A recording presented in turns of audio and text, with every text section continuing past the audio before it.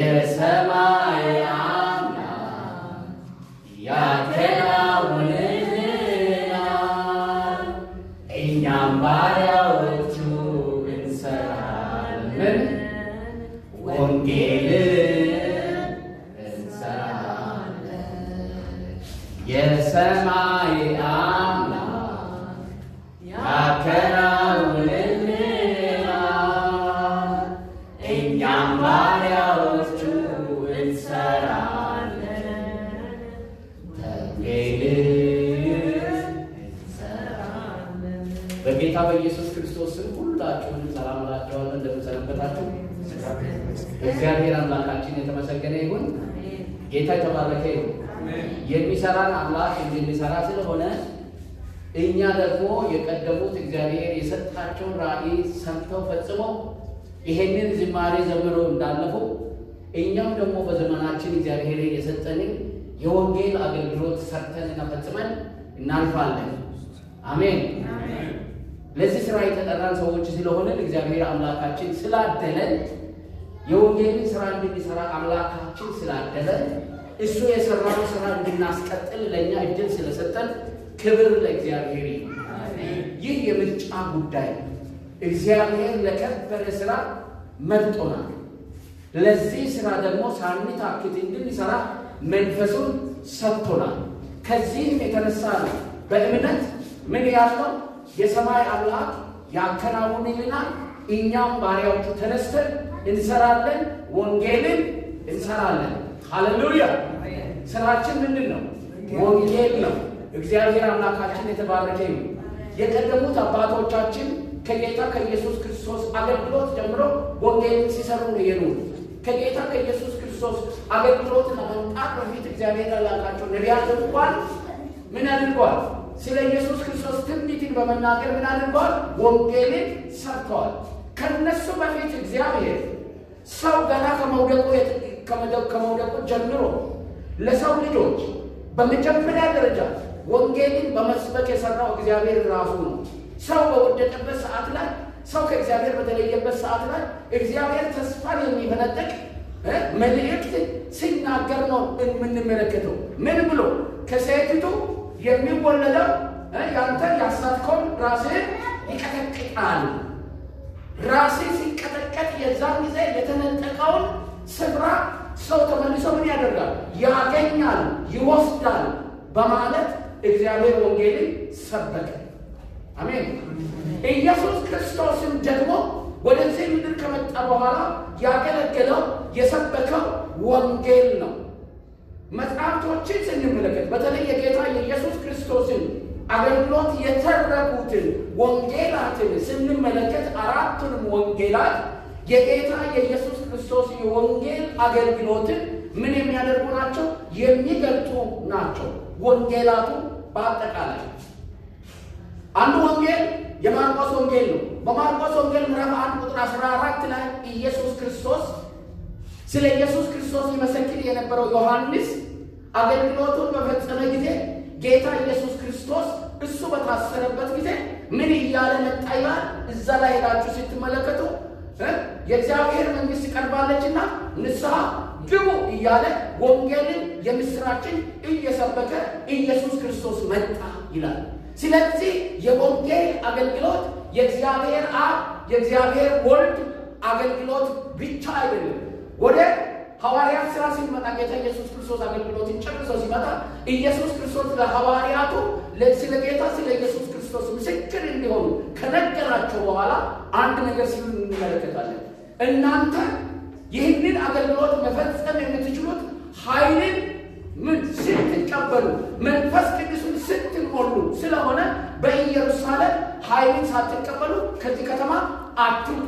የዛን ጊዜ ወጥታችሁ በኢየሩሳሌም፣ በሰማርያ፣ በይሁዳ እንደው በምድር ዙሪያ የኔ ምስክሮች ትሆናላችሁ ሲል መንፈስ ቅዱስ ደግሞ ኢየሱስ ክርስቶስ የጀመረውን የወንጌል አገልግሎት በሐዋርያቱ በኩል ምን ሲያደርግ እንመለከታለን። ሲቀጥል ነው የምንመለከተው። ስለዚህ የወንጌል አገልግሎት የአብ አገልግሎት ነው። የወንጌል አገልግሎት የወልድ አገልግሎት ነው። የወንጌል አገልግሎት የመንፈስ ቅዱስ አገልግሎት ነው። ዛሬም በዚህ ስፍራ ላይ እግዚአብሔር በዚህ ዘመን ያመጣል። እኛ ደግሞ በመንፈስ ቅዱስ ኃይል ተሞልተን መንፈስ ቅዱስ በእኛ ውስጥ እያለፈ ዛሬም ጌታ ዳግም እስከሚመለስ ድረስ ከቤተ ክርስቲያንና ከእያንዳንዳችን ጋር ይሰራል። ስለዚህ የወንጌልን ስራ የምንሰራው ብቻችን አይደለም፣ በመንፈስ ቅዱስ ኃይል ነው አብረን የምንሰራው። ይህ ስራ የጌታ የኢየሱስ ክርስቶስ አገልግሎት እንደሆነ ወንጌላት የሚናገሩት በዚህ በቅድም እንደጠቀስኩት በማርቆስ ወንጌል ላይ ብቻ አይደለም። ዛሬ በምንመለከተው ክፍል በተለይም አሁን እኔ በጀመርኩት የዮሐንስ ወንጌል ውስጥ ደግሞ ኢየሱስ ክርስቶስ በቀጥታ ይህንን የወንጌል አገልግሎት ለአንድ ሰው ሲሰጥ እንመለከታለን። ከዚህ በፊት የዮሐንስ ወንጌልን ሳስተምር እዚህ ቦታ ላይ የነበራችሁ የዮሐንስ ወንጌል መግቢያ ወይም የዮሐንስ ወንጌልን መግቢያ ስንመለከት የዮሐንስ ወንጌል ዋና ዓላማ ምን ነበር ነው ያልኩት? ኢየሱስ ክርስቶስ የእግዚአብሔር ልጅ እንደሆነ በማስረጃዎች በኢየሱስ ክርስቶስ ትምህርት በሰዎች ምስክርነት ኢየሱስ ክርስቶስ ባደረጋቸው ተአምራቶች ማስረጃን በማቅረብ ኢየሱስ የእግዚአብሔር ልጅ እንደሆነ አስረግጦ ምን ማድረግ ነው? መናገር ነው አንዱ ዓላማ። ሁለተኛው ደግሞ ወደዚህ ወደ ኢየሱስ ክርስቶስ ደግሞ ምን ማድረግ ነው? ሰዎችን ወደዛ ክርስቶስ እምነት መጥራት እንደሆነ እንመለከታለን።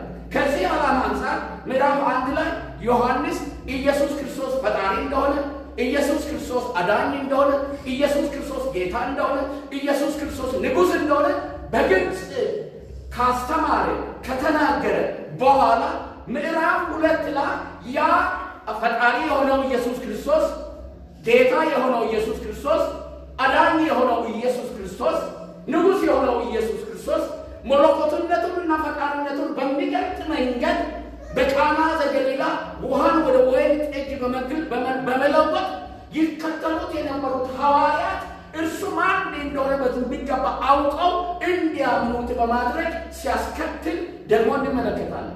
ይሄው ኢየሱስ ክርስቶስ ደግሞ ስልጣኑንና ኃይሉን ከአብ የተቀበለውን ኃይሉን ደግሞ ኢየሱስ ክርስቶስ በቤተ መቅደስን በማጽዳት ከወንበዴነት ዋሻ እግዚአብሔር ወደ ፈጠራት እግዚአብሔር ተልኮ ወደ ሆነው እግዚአብሔር ዓላማ ወደ ሆነው ወደ ጸሎት እንድትመለስ የወንበዴዎች ዋሻ የሆነችው ቤተ መቅደስ ሲያጸዳ እንመለከታለን። ኢየሱስ ክርስቶስ ከዚህ በኋላ ኢየሱስ ክርስቶስ ይህንን በማድረጉ ደግሞ ተቃዋሚዎቹ መካከል ደግሞ ማንነቱን የሚገልጥ የኢየሱስ ክርስቶስን መለኮትነት የሰውን ልብ የሚያውቅ ጌታ እንደሆነ ማንም ስለ ሰው ሊነግረው እንደማይገባ ይህ መለኮታዊ ባህሪ በእርሱ እንዳለ በሚገልጥ ሁኔታ ከተቃዋሚዎቹ ጋር እንመለከታለን። ኢየሱስ ክርስቶስ ይሰራ በመስራት ተአምራትን በማድረግ ቤተ መቅደስን በማጽናት መለኮትነቱን ዮሐንስ እንደገለጠው ጌትነቱን ንጉሥነቱን በተግባር ከገለጠ በኋላ ምዕራፍ 3 ላይ ስንመለከት ደግሞ ሰዎች ወደዚህ ወደ ኢየሱስ ክርስቶስ እምነት እንዴት መምጣት እንደሚችሉ ሲያስተምር እንመለከታለን። እስኪ አብረን እናንብብ። ዮሐንስ ወንጌል ምዕራፍ 3 ዛሬ የምንመለከተውን ክፍል መጽሐፍ ቅዱስ የያዛችሁ አብረን እናነባለን። አሁን መጽሐፍ ቅዱሳችሁን ይዛችሁ ኑ። ወደ ቤተ ክርስቲያን ስትመጡ ወታደር ያለ ጠመንጃ፣ ክርስቲያን ያለ መጽሐፍ ቅዱስ ሙሉ አይደለም። ወታደር ምን ሰያለም ያለ ጠመንጃ። ወታደርን ወታደር የሚያሰኘው የሚያነግተው ምንድን ነው? ጠመንጃ ነው። ክርስቲያንን ክርስቲያን የሚያሰኘው በአደባባይ ላይ ለሰዎች አውጥተን እንኳን ባንናገር መጽሐፍ ቅዱሳችንን ይዘን እንዲህ በአደባባይ በምንሄድበት ጊዜ እኛ የእግዚአብሔር ልጆች መሆናችንን ሰዎች ምን ይሆናሉ? ይረዳሉ። ይሄ ጠመንጃ ነው። ሰይጣን አይፈልግም። ሰይጣን በተለያየ መንገድ ይህንን ለመወሸቅ ሙከራ እያደረገ ነው። ነገር ግን ይሄ አይሳካልም። ይሄ ቤት በሙሉ መጽሐፍ ቅዱስ አሁን መጽሐፍ ቅዱስ በቀላሉ በስልኮቻችን እንይዛለን። ቃሉን ማንበብ እንችላለን። ነገር ግን ጠላቶቻችን መጽሐፍ ቅዱስ መያዛችንን ማወቅ አይችሉም። መጽሐፍ ቅዱስን በአደባባይ በምንይዝበት ጊዜ ሰዎች እግዚአብሔርን ቃል ለመስማት ወደ እኛ ሊጠቁ የተጠሙ ሰዎች ሊኖሩ ይችላሉ። ስለዚህ መጽሐፍ ቅዱሳችንን ክርስቲያኖች በአደባባይ ይዘን መምጣት መቻል አለብን።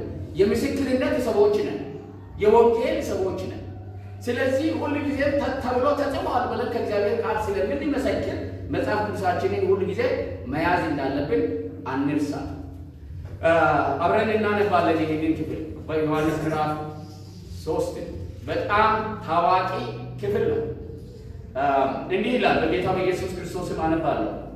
ከፈሪሳውያንም ወገን የአይሁድ አለቃ የሆነ ኒቆዲሞስ የሚባል አንድ ሰው ነበረ። እርሱም በሌሊት ወደ ኢየሱስ ክርስቶስ መጥቶ መምህር ሆይ እግዚአብሔር ከእርሱ ጋር ከሆነ በቀር አንተ የምታደርጋቸውን እነዚህን ምልክቶች ሊያደርግ የሚችል የለምና መምህር ከእግዚአብሔር ዘንድ እንደመጣ እናውቃለን አለው። ኢየሱስም መልሶ እውነት እውነት እልሃለሁ ሰው ዳግመኛ ካልተወለደ በቀር የእግዚአብሔርን መንግሥት ሊያይ አይችልም አለ። ኒቆዲሞስም ሰው ከሸመገለ በኋላ እንዴት ሊወለድ ይችላል? ሁለተኛ ወደ እናቱ ማኅፀን ገብቶ ይወለድ ዘንድ ይችላልን? አለው። ኢየሱስም መልሶ እንዲህ አለው፣ እውነት እውነት እልሃለሁ ሰው ከውኃና ከመንፈስ ካልተወለደ በቀር ወደ እግዚአብሔር መንግሥት ሊገባ አይችልም። ከሥጋ የተወለደ ሥጋ ነው፣ ከመንፈስም የተወለደ መንፈስ ነው። ዳግመኛ ልትወለዱ ያስፈልጋቸዋል ስላልኩ አትደነቅ። ነፋስ ወደሚወደው ይነፍሳል፣ ድምፁንም ትሰማለህ፣ ነገር ግን እንዴት እንደመጣ ወዴትም እንደሚሄድ አታውቅም። ከመንፈስም የተወለደ ሁሉ እንዲሁ ነው አለ። ኒቆዲሞስም መልሶ ይህ እንዴት ሊሆን ይችላል አለ። እርሱም መልሶ እንግዲህ አለው አንተ እስራኤላዊ መምህር ሆን ስትሆን ይህንን አታውቅምን? እውነት እውነት እልሃለሁ የምናውቀውን እንናገራለን፣ ያየነውንም እንመሰክራለን፣ ምስክርነታችንም አትቀበሉ። ስለ ምድራዊ ነገር በነገርኳችሁ ጊዜ ካላመናችሁ ስለ ሰማያዊ ነገር እንዴት ታምናላችሁ አላቸው። እንጸልይ። እግዚአብሔር አምላካችን ሆይ ኢየሱስ ክርስቶስ ለኒቆዲሞስ የገለጠው ይህ ታላቅ ምስጢር በእኛ ሕይወት እውን ሆኖ አንተን የምንከተል የሰማይ መንግሥት ሰዎች ስለሆንን በኢየሱስ ክርስቶስ እናመሰግናለን። ይህ የተሰወረባቸው እጅግ በጣም በርካታ ሰዎች አሉ ዛሬ። የሃይማኖት መሪዎች፣ የመንግሥት መሪዎች፣ ባለሥልጣናት፣ ባለጠጎች፣ አዋቂዎች፣ ተማሪዎች፣ አስተማሪዎች፣ ምሁራን ይህ ምስጢር ገብቷቸው ዳግም ተወልደው የመንግሥት ወራሾች ሳይሆኑ ከውጭ እየቀሩ እየጠፉ እየሞቱ አሉ።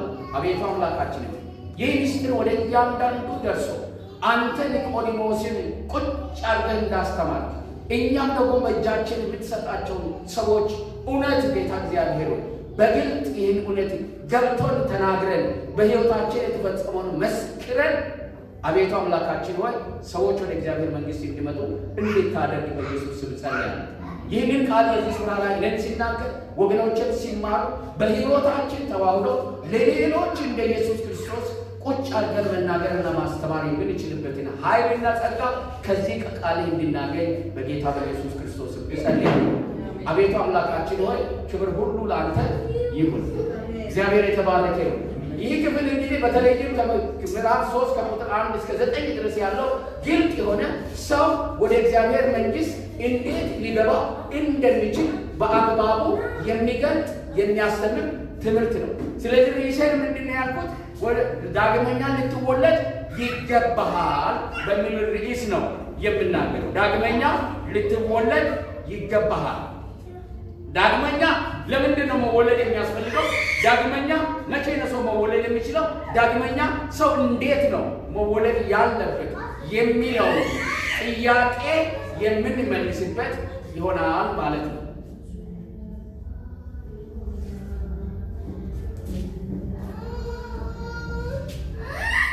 በዚህ ክፍል ላይ እንደምንመለከተው እዚህ ጌታ ኢየሱስ ክርስቶስ ጋር የመጣው ሰው ምን አይነት ሰው ነው? ጌታ ኢየሱስ ክርስቶስ ጋር የመጣው ሰው እስቲ በደንብ እንወቀው። ይህ ሰው ኢየሱስ ክርስቶስን ጥያቄ ሊጠይቅ የመጣው ሰው ከፈሪሳውያን ወገን የሆነ የአይሁድ አለቃ የሆነ ኒቆዲሞስ የሚባል ሰው ነበረ ነው የሚለው ቃል።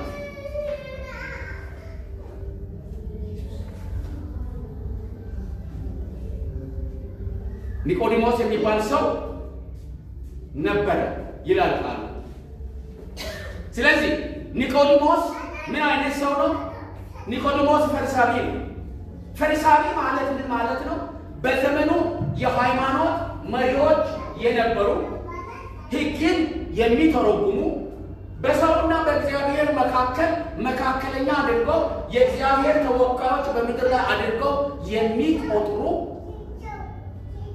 መጽሐፍ ቅዱስ ወይም ብሉይ ኪዳን ለሌዋውያን የሰጠውን የጽድቅ የቅድስና ሕግ በሚገባ የሚፈጽሙ ሰዎች ናቸው። ስለዚህ በሃይማኖተኝነታቸው አንቱ የተባሉ ሰዎች ናቸው። በዚህ ስፍራ ላይ የምንመለከተው ኒቆዲሞስ ምንድነው? ሃይማኖተኛ ነው። የአይሁድ እምነት ሃይማኖተኛ ብቻ ሳይሆን ደግሞ መሪ ነው። የአይሁድ መሪ ነው። የአይሁድ መሪ ፖለቲከኛም ማለት ነው። የፖለቲካ መሪ ማለት ነው። ሃይማኖተኛ ነው። የሃይማኖት እውቀት አለው። የሃይማኖት ልምምድ አለው። ደግሞ ስልጣን አለው በማህበረሰቡ ላይ መሪ ነው። የሃይማኖት መሪ ያሰኘው ደግሞ ለፈሪሳውያን የተቀመጠውን መስፈርት በሚገባ አሟልቶ በመገኘቱ ምክንያት ነው። ትልቁና ዋና ነገር ሕግን በሚገባ ማወቅና እነሱ በተረጎሙት መንገድ ሕግን በመኖር በማህበረሰቡ ዘንድ የተመሰገኑ ሆኖ መገኘት ይህ ለፈሪሳውያን መለኪያ ነው። ሕግን ምን ያደርጋሉ? ይተረጉማሉ። በተረጎሙበት መንገድ ደግሞ ይኖራሉ። በዚህም ማህበረሰቡ የመሰከረላቸው ነቀፌታ የሌለባቸው ሰዎች ናቸው ፈሪሳውያን። እውቀት አላቸው። የሃይማኖት በሚገባ ያውቃሉ። ስለ ቤተ መቅደስ፣ ስለ ሙሴ፣ ስለ እግዚአብሔር ሕግ በሚገባ የሚያውቁ እንዲሁም ደግሞ ማህበረሰቡን የሚያስተምሩና በዚህ እውቀታቸው የማህበረሰቡን ሃይማኖታዊ ማንነታቸውን የሚለኩ ናቸው። ስለዚህ እውቀት የጎደለው አይደለም። ስልጣን የጎደለው አይደለም። ክብር የጎደለው አይደለም።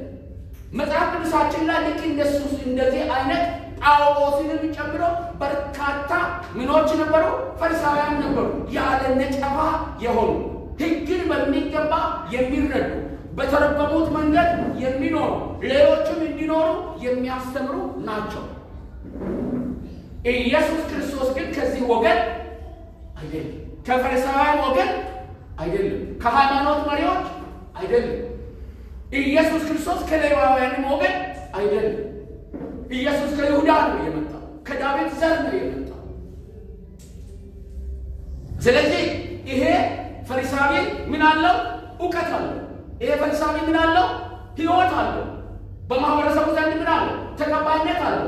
ይህ ፈሪሳዊ ምንድን ነው? መሪ ነው። መሪ ሊያሰኘው የሚችል ብቃትና ችሎታ ኖሮት ከማህበረሰቡ መካከል ተመርጦ ማህበረሰቡን ምን የሚያገለግል ሰው ነው። ይሄ ሰው ደግሞ ኢየሱስ ክርስቶስ ያደርጋቸው የነበሩትን ተአምራትና ድንቆችን ምን ያደርግ ነበረ?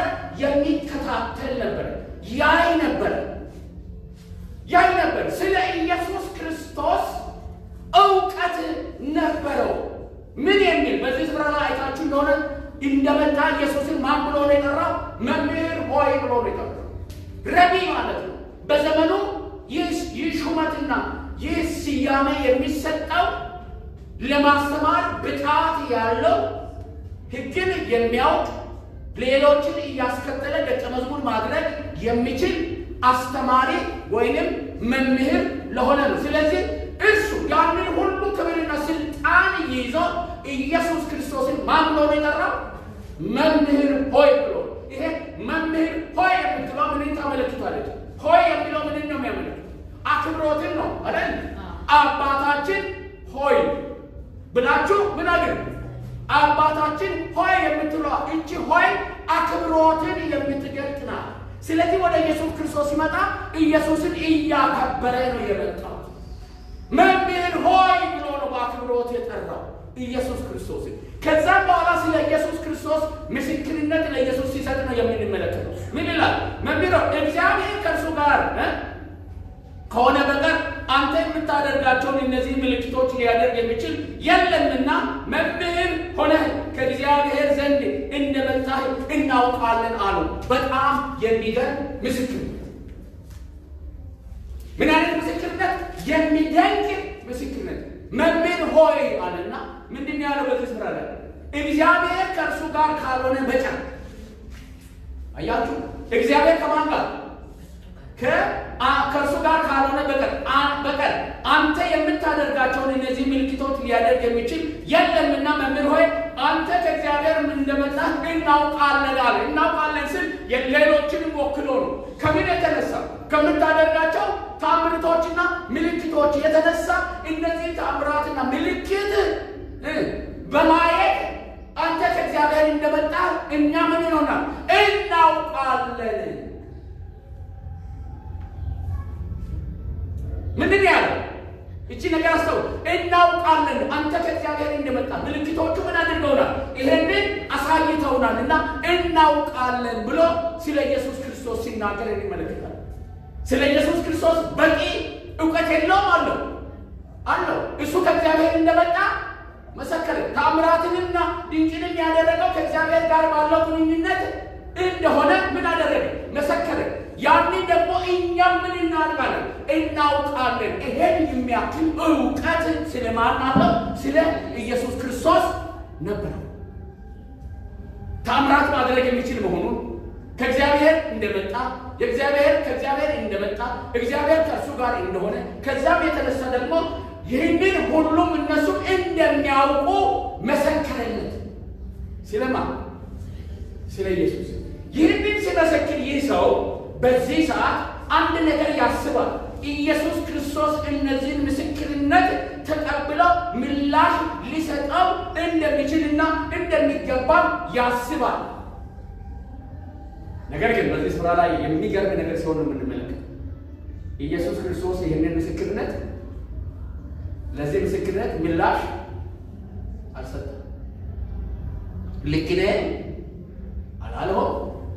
ልክ አይደለህም አላለም። ነገር ግን የጎደለውን ነገር ነው ሲነግረው የምንመለከት። ዛሬ በጣም ይገርማቸዋል። ስለ ኢየሱስ ክርስቶስ ልክ እንደዚህ ሰው በጣም እውቀት ያላቸው ሰዎች አሉ። ኢየሱስ ክርስቶስ እንደሚፈውስ የሚያውቁ፣ ኢየሱስ ክርስቶስ የእግዚአብሔር ልጅ እንደሆነ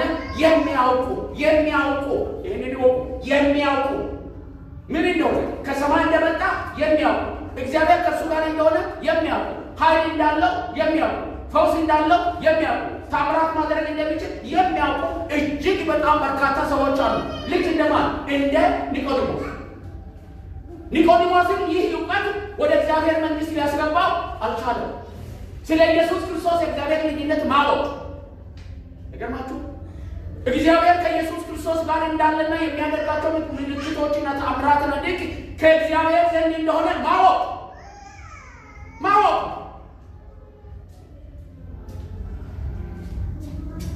ዛሬም ኢየሱስ ክርስቶስ ኃይል እንዳለው፣ ዛሬም ኢየሱስ ክርስቶስ እንደሚፈውስ፣ ዛሬም ኢየሱስ ክርስቶስ አቅም እንዳለው፣ ነገሮችን መለወጥ እንደሚችል የሚያውቁ ሰዎች አሉ።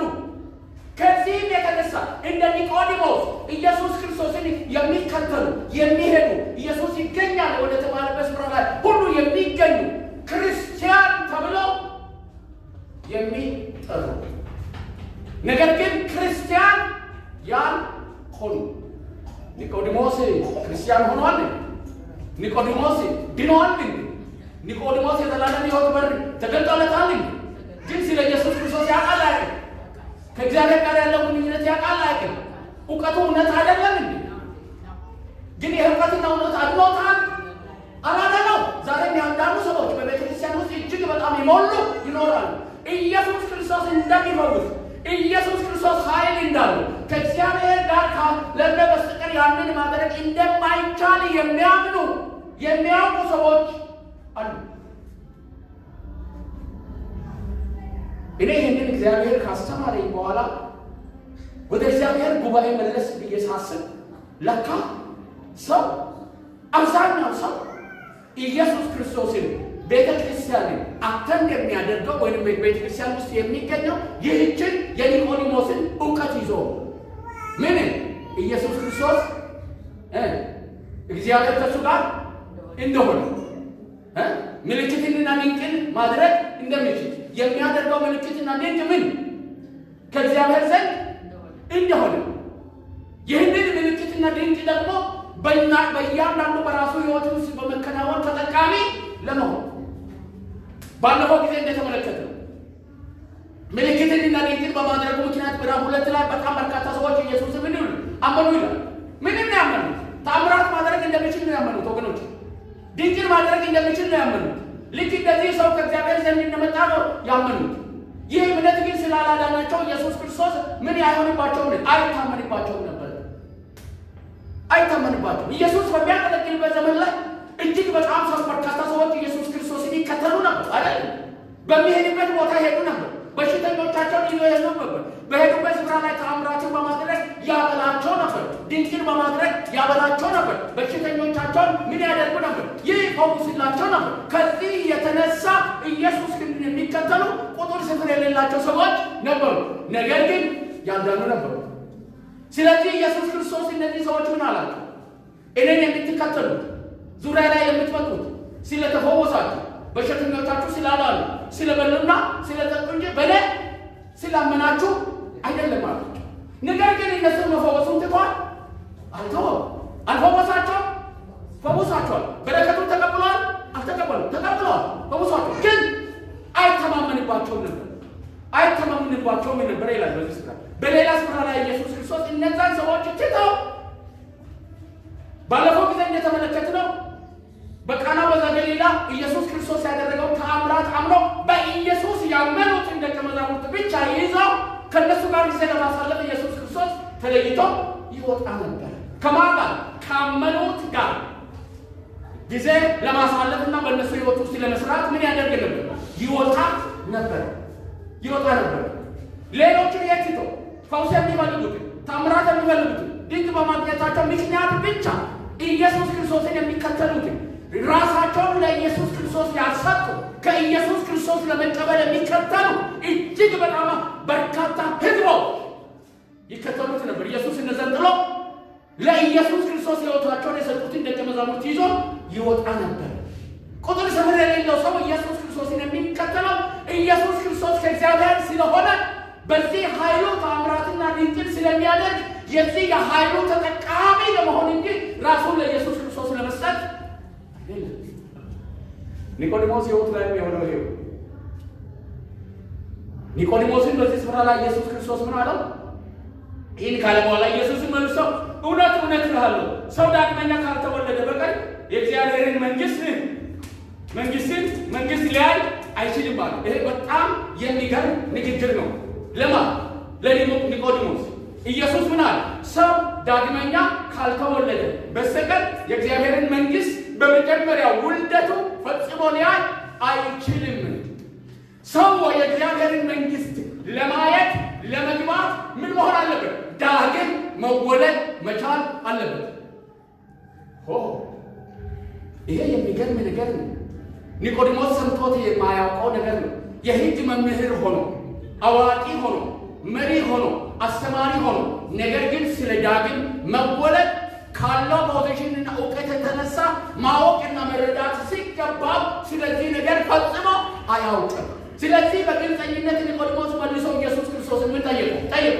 ዳግም መወለድ ያስፈልገዋል። ሰው ዳግም መወለድ ማለት ምንድን ነው አለ። አያችሁ በዚህ ስፍራ ላይ እውነት እውነት እላለሁ ሰው ዳግመኛ ካልተወለደ በፊት የእግዚአብሔርን መንግስት ሊያይ አይችልም አለ። ኒቆዲሞስም ሰው ከሸመገለ በኋላ እንዴት ሊወለድ ይችላል? ሁለተኛ ወደ እናቱ ማህፀን ገብቶ ይወለድ ዘንድ ይችላልን?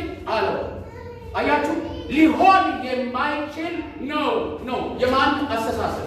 ዳግመኛ መወለድ ፈጽሞ ሊሆን የማይችል ነው። በማን እውቀት? በኒቆዲሞስ ፈሪሳዊው ኒቆዲሞስ፣ በሃይማኖት መሪው ኒቆዲሞስ፣ በሕዝብ መሪው ኒቆዲሞስ እውቀት ዳግም መወለድ ፈጽሞ የሚቻል አይደለም። ስለዚህ እንደማይቻል ምን አድርጎ ነው የሚያቀርበው? ማስረጃ ነው የሚያቀርበው። ሰው እንዴት ዳግም ሊወለድ ይችላል? የሸመገለ ሰው እንዴት ዳግም ሊወለድ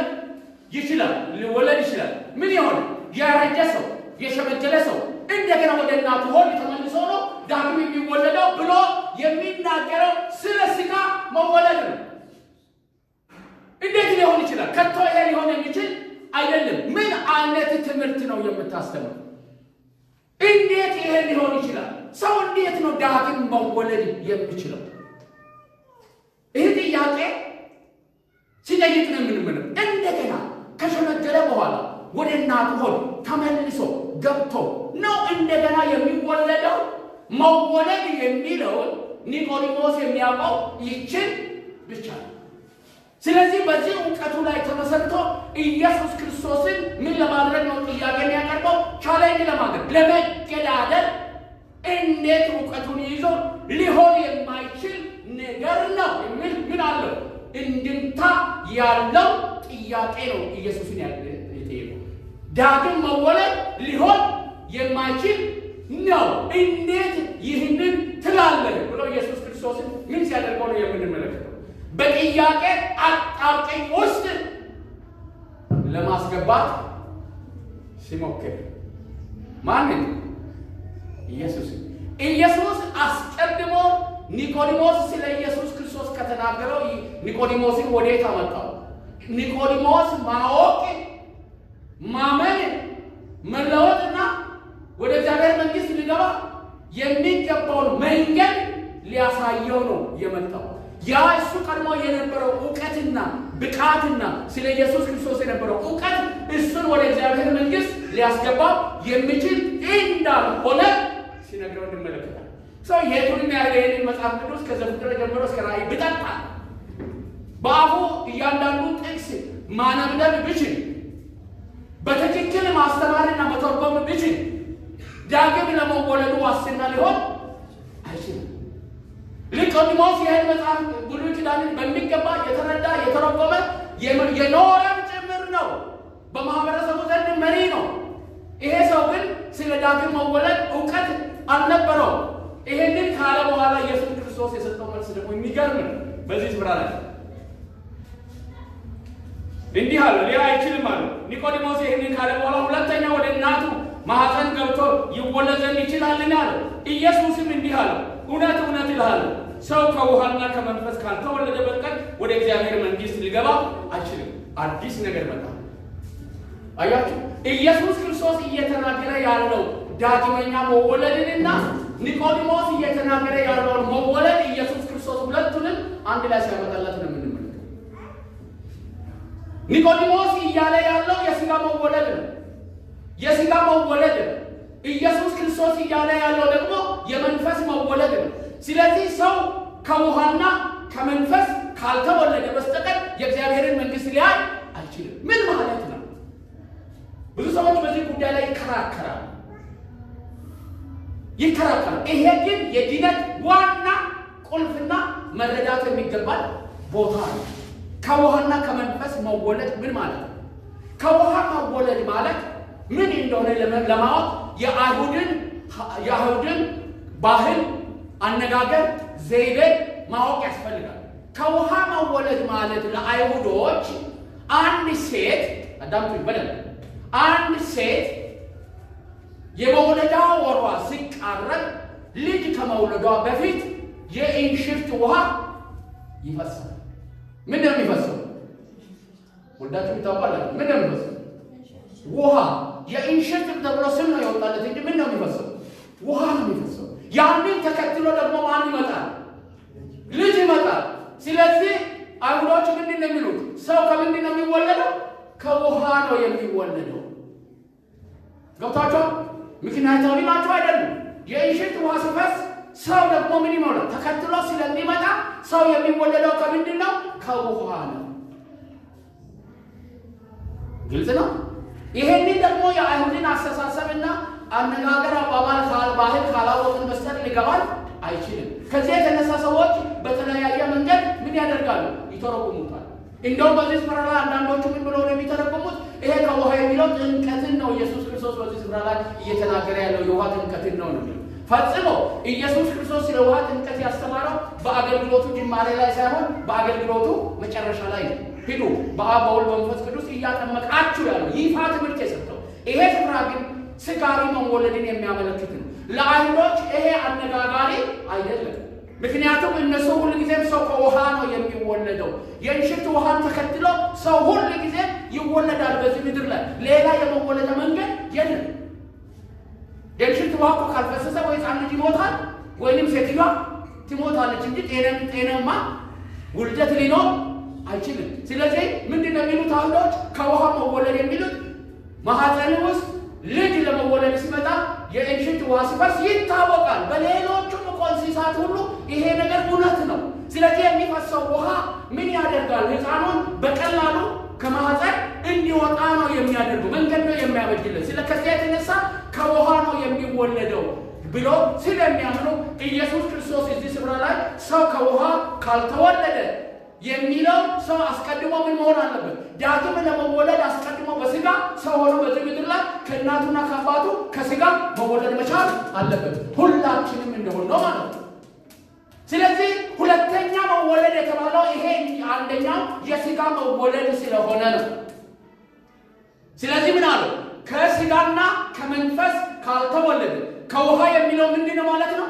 ስጋ የሚለው ነው። ማንኛውም ሰው የሚወለደው ተፈጥሯዊ መወለድ ማለት ነው። ተፈጥሯዊ መወለድና መንፈሳዊ መወለድን ካልተወለደ ሰው የእግዚአብሔርን መንግስት ሊያይ አይችልም። አስቀድሞ ሰው ምን መሆን አለበት? ሰው መሆን አለበት።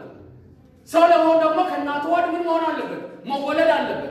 ስለዚህ ከውሃና ከመንፈስ ካልተወለደ የሚለው አስቀድሞ ሰው ሆኖ መወለድ የተወለደ ሰው ነው ዳግም የሚወለደው። ስለዚህ የመጀመሪያ መወለድ ከስጋ ነው።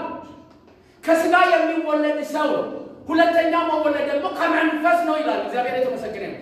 ስለዚህ ወደ እግዚአብሔር መንግስት የሚገባው ሁለተኛው መወለድ የተወለደ ነው፣ ከመንፈስ የተወለደ ነው። ከመንፈስ የሚወለደው ደግሞ አስቀድሞ ሰው ሆኖ በምድር ላይ ከእናቱ የተወለደ ሰው ነው።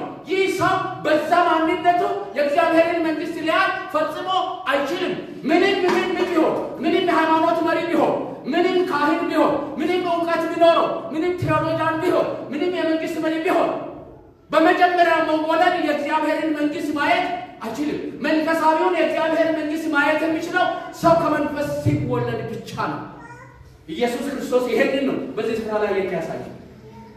ከመንፈስ መወለድ ይለዋል በዚህ ስፍራ ላይ። ስለዚህ ከስጋ የሚወለድ ምንድነው? ይኸውላችሁ በዚህ ስፍራ ላይ ምን እንደሚናገር ቀጥሎ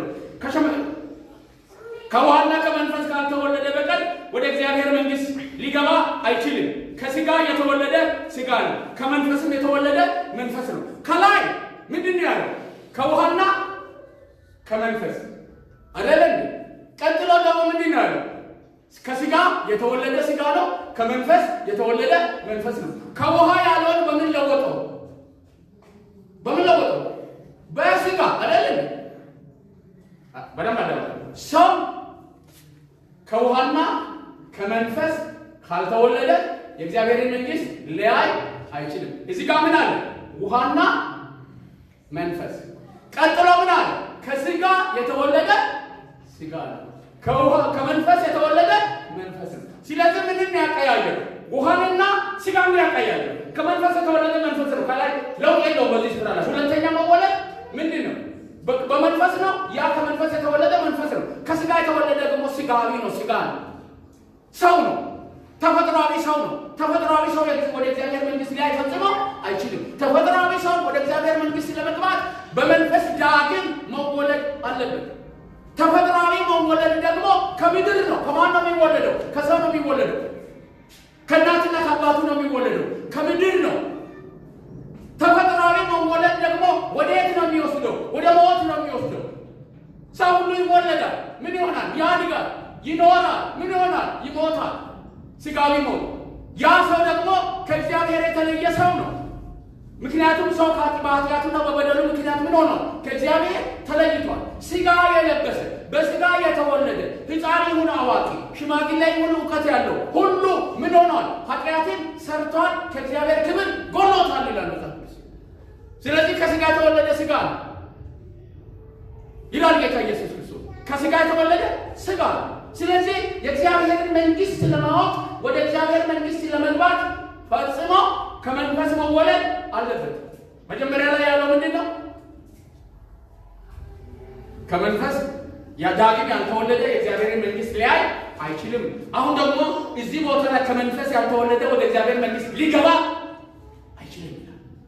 ወደ እግዚአብሔር መንግስት ሊገባ ሰው ምን መሆን አለበት? ዳግም መወለድ መቻል አለበት። ይህ የዳግም ውልደት የኢየሱስ ክርስቶስ ወንጌል ነው። ይህ የዳግም ውልደት ደግሞ ሰው በመጀመሪያ በስጋ መወለድ ሰው መሆን አለበት። ያ ሰው ደግሞ አሁን እንደገና በመንፈስ መወለድ መቻል አለበት።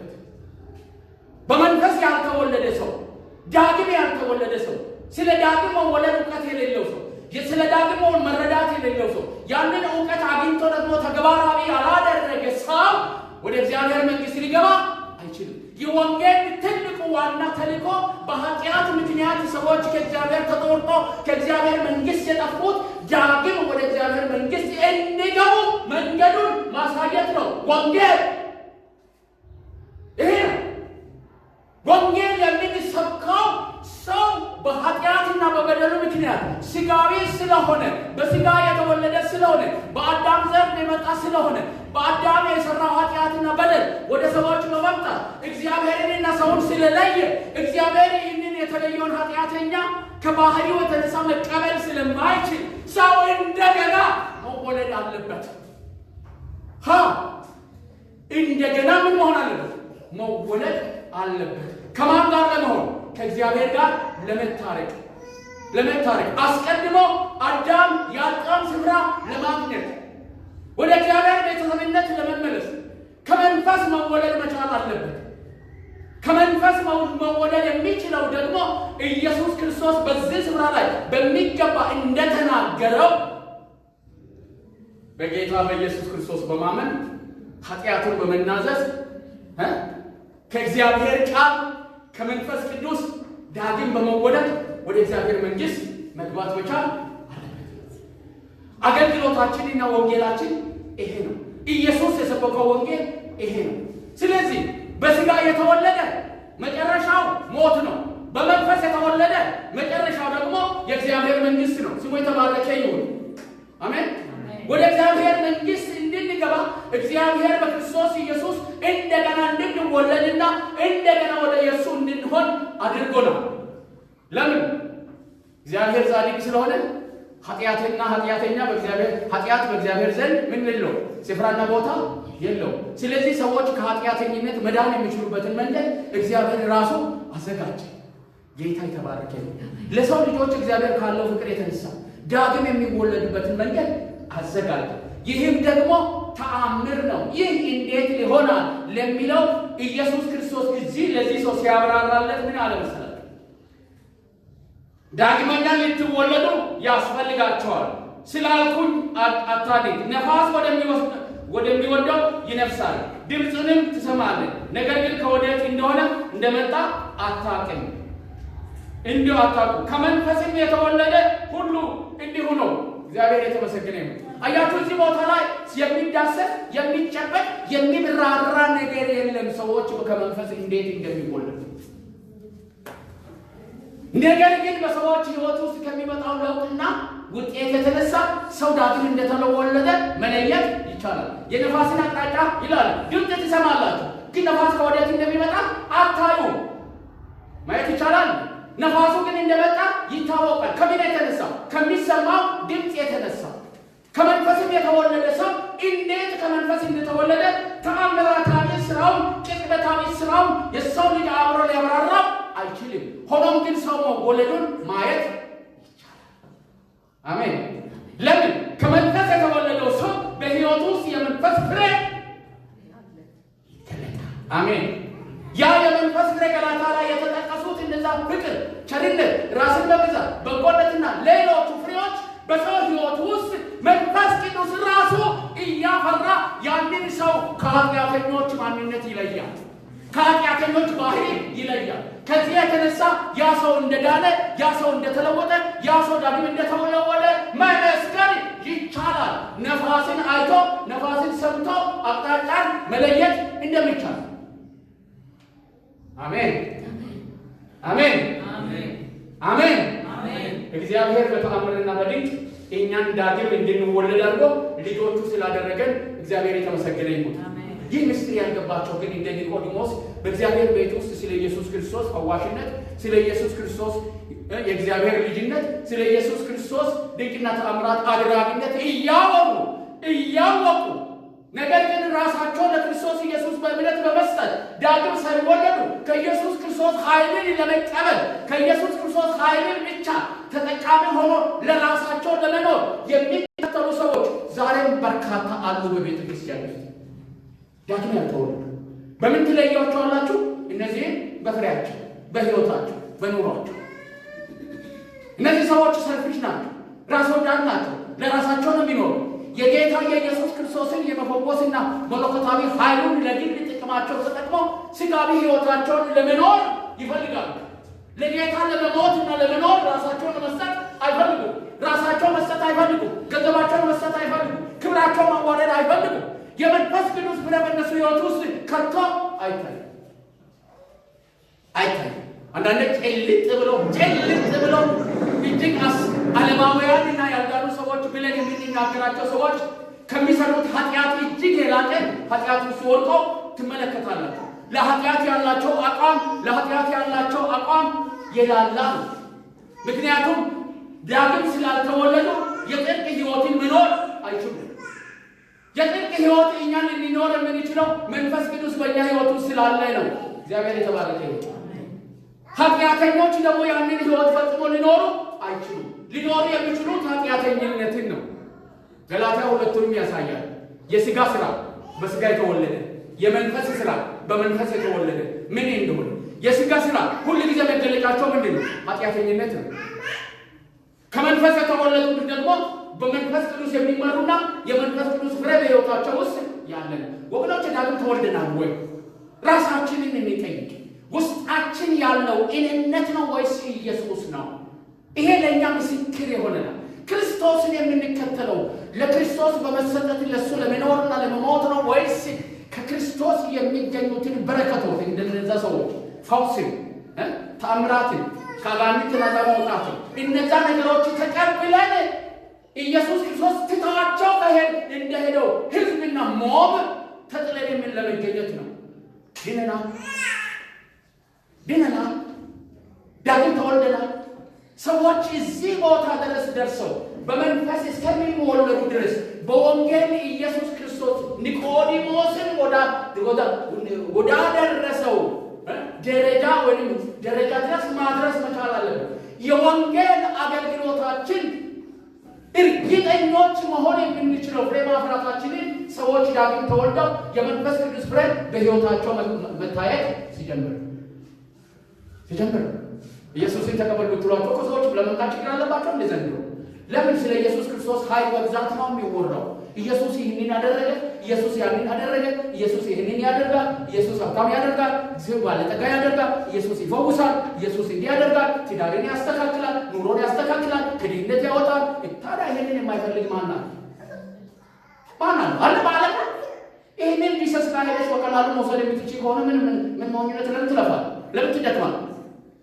ስለዚህ እዚህ የነገርናቸውን ነገሮች እኮ ለመውሰድ የመጡ ሰዎች ናቸው ቤተክርስቲያን ጉባኤ የሞሉ። የት አለ ያ ነገር? የት አለ ኔጋ የሚመጣው? የት አለ ተአምራው? ለምን ቀማርጎ ያንን ይዘው ወዴት? ለምን ለራሳቸው ለምን ይሄንን ፍሬ እንድናፈራ ያደረገው ስብከታችን የተሳሳተ ስብከት ስለሚሰጥ ኢየሱስ ክርስቶስ እዚህ ስፍራ ላይ የሰበከውን ዳግም የመወለድ ከሥጋ የተወለደ ሥጋ ከመንፈስ የተወለደ መንፈስ ከሥጋ የተወለደ ሥጋ ብቻ አይደለም። ሥጋ ደግሞ ምንን ያስከትላል? በሥጋ የሚኖር ደግሞ ሞትን። ከመንፈስ የተወለደ ከላይ ከየት የተወለደ? ከሰማይ። ከመንፈስ የተወለደ ደግሞ የዘላለም ሕይወትን። አሜን። አያችሁ፣ ክርስትና የመጨረሻ ግቡ የዘላለም ሕይወት ነው። እግዚአብሔር ክርስቶስን የሰጠው በዚህ ምድር ላይ እኛን ባለጠጋ ለማድረግ አይደለም። ከኢየሱስ ክርስቶስ በፊት ባለጠጎች በምድር ላይ ነበሩ አይደል? ሞልተዋል። ኢየሱስ ክርስቶስ ለእኛ የተሰጠው በኃጢአታችንና በበደላችን ከእሱ ጋር በመለየታችን ምክንያት እሱ ለእኛ ሞቶ ዋጋ ከፍሎ ዳግም እኛን ምን ሊያደርገን? ከእሱ ጋር አስታርቆን እግዚአብሔር አስቀድሞ የሰጠንን ክብር ምን ለመመለስ ሁሉ ኃጢአትን ሰርቷል። የእግዚአብሔር ክብር ጎሏቸዋል። ያ የጎደለው ክብር ወደ እኛ እንዲመለስ ሃሌሉያ። ያ ክብር ደግሞ ከመንግሥተ ሰማያት መጣላችን ነው። ዳግም በመወለድ ደግሞ የመንግስተ ሰማያት ወራሾች እንድንሆን ኢየሱስ ክርስቶስ እንዲህ አይነት መንገድ ቀደደልን። ሃሌሉያ! ያንን መንገድ የተቀደደውን ለሰዎች በማሳየት ሰዎች ወደ እግዚአብሔር መንግስት እንዲገቡ እንዴት ነገር ተጠቅተናል። ሰዎች ዳግም እንዲወለዱ ከሥጋ የተወለዱ ሰዎች ሲኦል የሚጠብቃቸው፣ ሞት የሚጠብቃቸው፣ ጥፋት የሚጠብቃቸው፣ የዘላለም ጥፋት ለሰይጣን ወደ ተዘጋጀው የእሳት ባህር የሚሄዱ ከሁሉ በላይ ደግሞ በየቤተ ክርስቲያኑ ቁጭ ብሎ ይሄን የእግዚአብሔርን ቃል እየሰሙ አይደለም። ዛሬ እኛን ሰምቶ ከሰዎች አለመለወጥ አይደለም። ኢየሱስ ክርስቶስን በዚህ ስፍራ ላይ እንዲህ ብሎ ይናገራል። ይገርመኛል። እየሰሙ የሚጠፉና የማይቀበሉ ሰዎች እንዳሉ ሲናገር እንዲህ ይላል። ኢየሱስ ኒቆዲሞስም ይህ እንዴት ሊሆን ይችላል አለው። ኢየሱስም መልሶ እንዲህ አለው፣ አንተ የእስራኤል መምህር ስትሆን ይህን አታውቅምን? እውነት እውነት እልሃለሁ የምናውቀውን እንናገራለን፣ ያየነውንም እንመሰክራለን፣ ምስክርነታችንን አትቀበሉትም። ስለ ምድራዊ ነገሮች በነገርኳችሁ ጊዜ ካላመናችሁ ስለ ሰማያዊ ነገር ብነግራችሁ እንዴት ታውቃላችሁ? ይህ እንዴት ይችላል? እየነገረው እኮ ነው ኢየሱስ ክርስቶስ ሰው ከሥጋና ከመንፈስ እንደሚወለድ በግልጽ ነግሮታል። በመንፈስ የተወለደ ወደ እግዚአብሔር መንግስት እንደሚገባ በግልጽ ተናግሮታል። ያ እውቀትና ችሎታ ያለው ስለ ኢየሱስ ክርስቶስ በጎ ነገርን የተናገረ በምሽት ላይ ሌሎችን በመፍራቱ ምክንያት በምሽት ላይ እንኳን ቢሆን ወደ ኢየሱስ ክርስቶስ ፊት ለፊት መጥቶ ስለሱ እግዚአብሔር ከእሱ ጋር እንደሆነና የሚያደርጋቸው ምልክቶች ከእግዚአብሔር ጋር የሆነ ካልሆነ ሊያደርግ እንደማይችል ሁሉም እንደሚያምኑ የመሰከረለት ሰው ከመንፈስ የተወለደ መንፈስ፣ ከሥጋ የተወለደ ሥጋ፣ ከሥጋ የተወለደ ወደ ሞት፣ ከመንፈስ የተወለደ ወደ እግዚአብሔር መንግስት እንደሚገባ የተናገረው ነገር አልገባው፣ አልተቀበለም። ያየነው የሰማነው የዳሰስነው እንዲመሰክርላቸዋል። እናንተ ግን ምን አድርጉ? አትቀበሉትም። ስለ ምድራዊ ነገር ማስረጃ አውጥቼ ቢነግርህ ይህንን ያልተቀበልክ ስለ ሰማያዊ ነገር እንዴት ልትቀበል ትችላለህ ብሎ ሲነግረው እንመለከታለን። ሰዎች ይቀበሉ አይቀበሉ ኢየሱስ ክርስቶስን ያልተቀበሉ እጅግ በርካታ ሰዎች ነበሩ። ይገርማል ብሎ የሚሄዱ ሰዎች ነበሩ አይደል? ይሄ እኮ ሙታንን አስነስቶ ኢየሱስ ክርስቶስ ኃይልን አድርጎ ይገርማል ይደንቃል ብሎ የሄዱ ሰዎች አሉ። ሌሎቹ ደግሞ ከኢየሱስ ክርስቶስ ፈውስን ተአምራትን ድንቅን ተቀብለው ወደ ራሳቸው ኑሮ የሄዱ ሰዎች አሉ። ኢየሱስ እነዚህንም ሁሉ ለይቶ ያውቃቸው ነበር። ታዲያ መፈወሱን እምቢ አለ እንዴ? አላለም። ማዳኑን እምቢ አለ እንዴ? አላለም። ነገር ግን ከነዛው ሰዎች መካከል ኢየሱስ ክርስቶስን ተቀብለው ለኢየሱስ ክርስቶስ ለመኖርና ለኢየሱስ ክርስቶስ ለመሞት ራሳቸውን የሰጡትን ግን ለይቶ ምን ያደርጋቸው ነበር? ያስተምራቸው፣ ያስታጥቃቸው ነበር። ካስታጠቃቸውና ካስተማራቸው ሰዎች መካከል ዮሐንስ ይህንን መልእክት የጻፈልን ዮሐንስ አንዱ ነው። እኛም በአገልግሎታችን ሰዎች አገልግሎታችንን ባለመቀበላቸው ምክንያት፣ ቃላችንን ባለመስማታቸው ምክንያት፣ እኛ ጋር መጥተው ባለመቀመጣቸው ባለመቆማቸው ምክንያት፣ ብዙ ሰው ባለመሰብሰቡ ምክንያት ተስፋ የምንቆርጥ ሰዎች መሆን ለምን ኢየሱስንም አልተቀበሉት? ወደሚቀበሉትና ወደሚመቻቸው ትምህርት ነው ሰዎች የሚሄዱት አላቸው። ስለ ምድራዊ ነገር ምሳሌ አድርገን ስንነግራችሁ ካልሰማችሁ ካልተቀበላችሁ ስለ መንፈሳዊ ነገር እንዴት ይገባችኋል? ሰዎች መንፈሳዊ ነገር ከመንፈስ ቅዱስ ካልተወለዱ በስተቀር ሊገባቸው ፈጽሞ አይችልም። ከመንፈስ ካልተወለዱ፣ ከእግዚአብሔር ካልተወለዱ፣ ከቃሉ ካልተወለዱ ሰዎች ፈጽሞ መንፈሳዊ ነገር ሊገባቸው አይችልም፣ ሊረዱት አይችሉም። ከዚህ የተነሳ በመንፈሳዊ ነገር ቆሞና ጸንተው አታገኟቸው። ምድራውያን ናቸው፣ ያስሳሉ። የኢየሱስን ኃይል በየስፍራው ማን ነው በሚገባ የሚያቀርብ? አንዳንዶቹ አገልጋይ ሆነው መድረክ ላይ ሆነው ለማመቻቸት የሚፈልጉት ይሄንን መንፈሳዊ መወለድን ሳይሆን ሰዎች የኢየሱስ ክርስቶስን ኃይል ተቀብለው ኑሯቸውንና ሕይወታቸውን እንዴት እንደሚያመቻቹ ለራሳቸው አስተማሪ ያከማቹበት ዘመን ነው። እነዛ ቁጭ ብለው የሚያመቻቹት የኢየሱስ ክርስቶስን ኃይል አምጥተን እነዚህ ከኢየሱስ ክርስቶስ ኃይልን ተቀብለው ለራሳቸው ለመኖር ለሚፈልጉ ለራሳቸው ኢየሱስን ሕይወት መስጠት የማይፈልጉ ሰዎች እንዴት አድርገን ኃይሉን ወደዚህ እናምጣና እናመቻችላቸው የሚሉ አገልጋዮች አሉ። እንደ ኢየሱስ ክርስቶስ ግን እውነትን በግልጽነት ተናግሮ ስጋዊ ሞት ወደ ሞት፣ ስጋዊ መወለድ ወደ ሞት፣ ከመንፈስ መወለድ ወደ ሕይወት እንደሚያደርስ ስጋዊ መወለድ የምድር መንፈሳዊ መወለድ የሰማይ እንደሆነ በግልጽ የሚናገሩ አገልጋዮችን ለመስማት ሰዎች አቅም አይኖራቸው። ምክንያቱም ከዓላማቸውና ከዕቅዳቸው ውጪ ነው። ከዚህ የተነሳ ነው ኢየሱስ ጥቂት ተከታዮች የነበሩት። ሐዋርያቱም እንደዚህ። ስለዚህ በዚህም ዘመን ራሳችንን አስገዝተን ለእውነት ለመኖር፣ ለእውነት ዋጋ ለመክፈል፣ ለወንጌል ለመኖር እውነተኛና ጥርት ያለውን ወንጌል በመናገር ሰዎችን ወደ እግዚአብሔር መንግሥት ለማምጣት ለራሳችን ክብርና ዝና ለማግኘት ሳይሆን ሚዲያዎች ላይ ያለ ሰሞኑን አንድ ፋሽን ተጀምሯል። ፋሽን አለ ሰሞኑን። እንደዚህ አይነት ሚዲያዎች ይወጣሉ ወደ ውጭ አደባባይ ላይ በቪዲዮ እየተቀረጹ ሰዎች ኢየሱስ ክርስቶስ ያድናል፣ ኢየሱስ ይናገራል። ፐርሰናሊ ለሰዎች አይደለም የሚናገር። እነዛ ሰዎች ክሌ ወንጌል ሲሰብክ በቴሌቪዥን በእንትን አየነው፣ አደባባይ ላይ አየነው። አሜዚንግ።